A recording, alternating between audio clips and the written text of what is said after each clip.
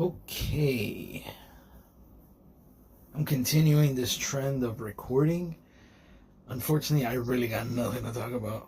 I spent a good amount of time, maybe 2, 3 hours, more or less, getting the logo, emblem, the YouTube icon. I don't know what you call it. The little thing you click on to go to the channel. I did the banner and I did the background, which you usually get when you click on a television or from a television on YouTube. So that's done.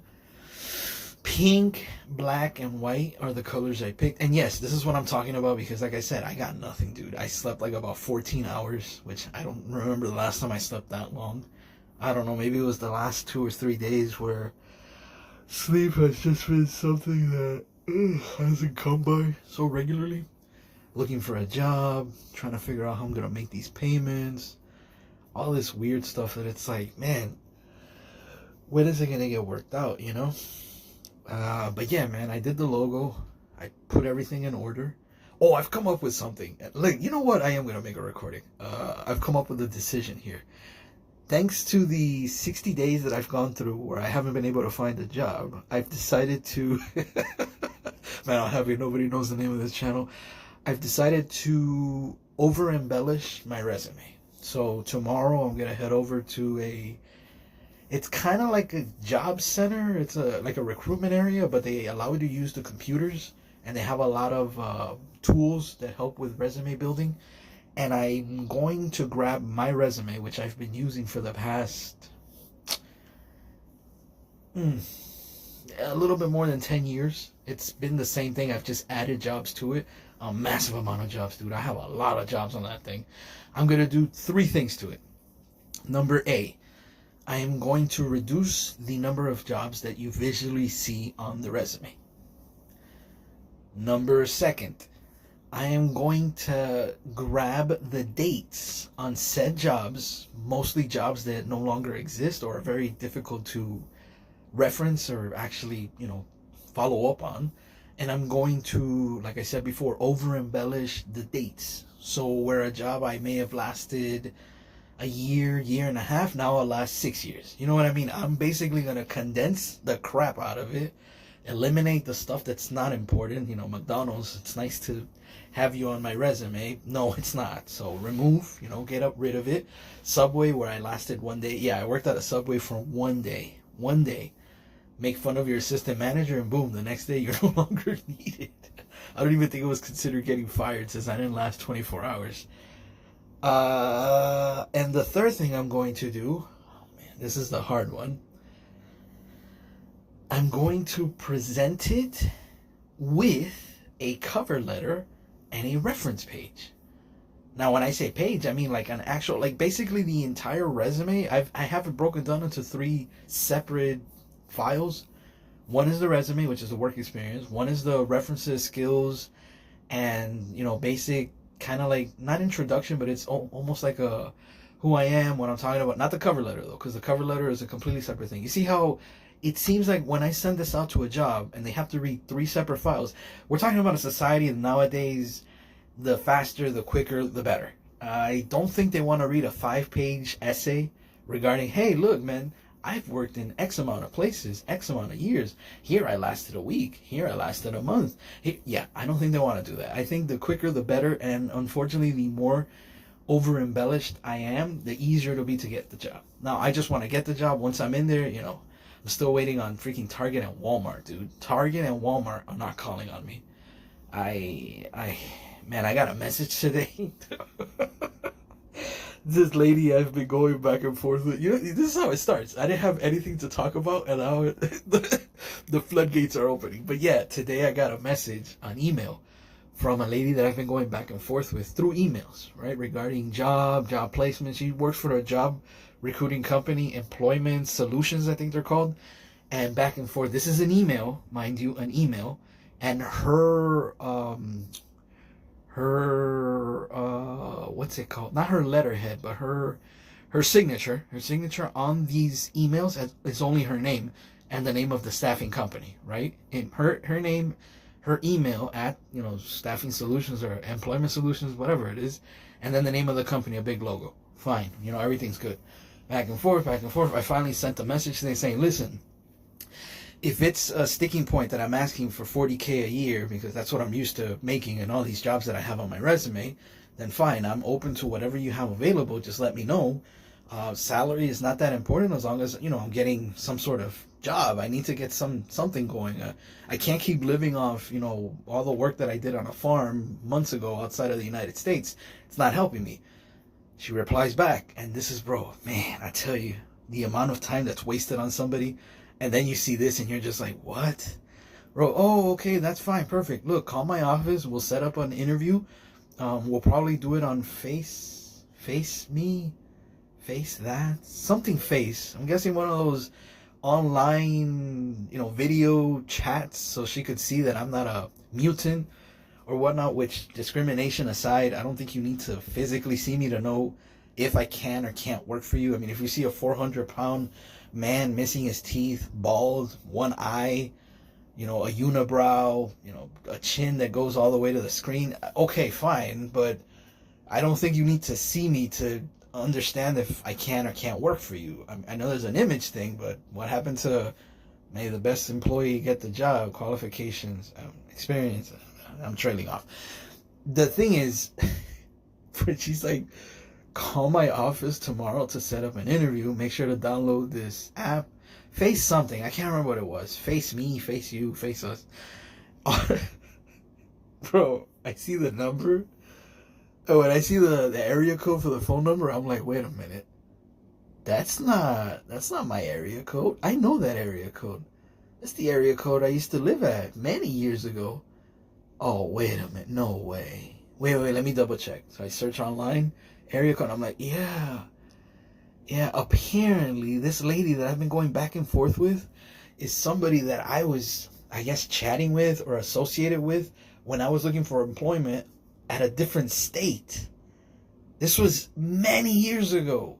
And somehow this lady has, gotten in touch with me and is offering me jobs that are not even in the state I live in. I just, man, that's one of those where, you know what I did immediately after I read that message?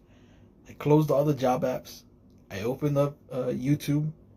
I looked at my new channel, which I'm very proud of. 0 views, by the way, on all the videos I'm putting up. And I don't feel bad whatsoever because I'm putting 0 effort into this. Well, a little bit of effort.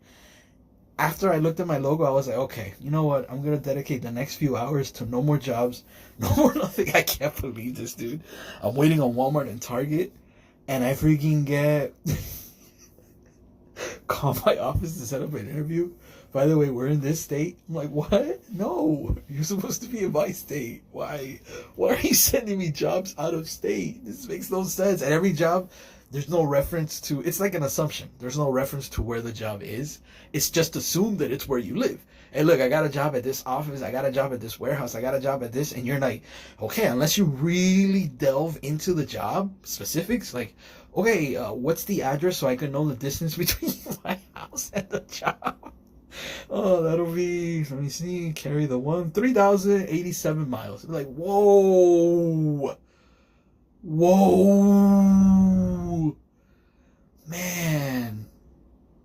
So yeah, man, I stopped the job search and I just worked on the logo. Hopefully you enjoy it. If you don't, well, then, I mean, you clicked on the channel, so lucky me. It seems that not having a logo and not having a banner, it's possible that YouTube might not be promoting this channel because they think it's just a piece of garbage, but maybe they'll see that I put some effort into it. And yeah, the colors I picked were pink, black, white, and kind of like an off pink. It looks more orange than pink, but it was the pink that it's a poster maker that I use, an app, was giving me. That was generated as the color pink, which I looked and I saw orange, so I did what any normal person would do. I searched online, looked for the best pink I could find, screenshotted that because, I mean, that's not illegal. Screen recording and screenshotting and screen anything, up to this point, it's not considered illegal, as far as I know. And I just did the color Color Touch, which is a feature that app has, which is really nice, man. And it does one of those little ink drop things. It's whatever you touch with that ink drop, it immediately, I don't know how, but it immediately copies and duplicates that color. So I put the hot pink there. I did the duplicate, and then I looked that good. I lit the regular pink. It basically looks like an eraser pink, like the Pink Panther, that type of pink. I think that's a nice pink. You know, it's not too overly pink, but I've always liked pink and black. It's always been a good combination of colors since the old Bret Hart days. Man, I miss Bret Hart. Good wrestler. Good times. But yeah, man, I did that. I uploaded the logo. It looks good. Channel's moving along steadily. And here I am recording, because I'm forcing myself to record every single day, something. And this video that you're watching, but more than anything listening to, is the first in a series of videos where I have absolutely nothing to talk about. And hopefully once I turn on the recorder, something hits, and look, something hit. Bro, call my office in the morning. For tomorrow, we'll discuss this, and that. And I see that number, and I'm just like, what? And you know, I did a double take. Like, after I saw the number in the email, I went down, and I went, wait, hold on, this can't be, right? And I clicked on the email, not the email, though, the website, and it opens up, and it's the best job searching talent agency in all of, and then the name of that state. And I'm like, damn, man.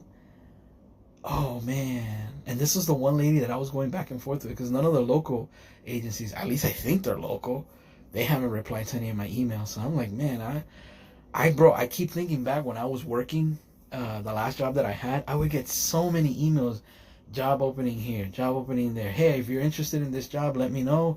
Otherwise, let someone else know. Job this, job that, job this, job that. And those emails just stopped. I don't know if my phone automatically put them on spam because I wasn't paying attention to them or whatnot. But now that I need those emails, bro, I can't even find them, dude. I'm going through my inbox.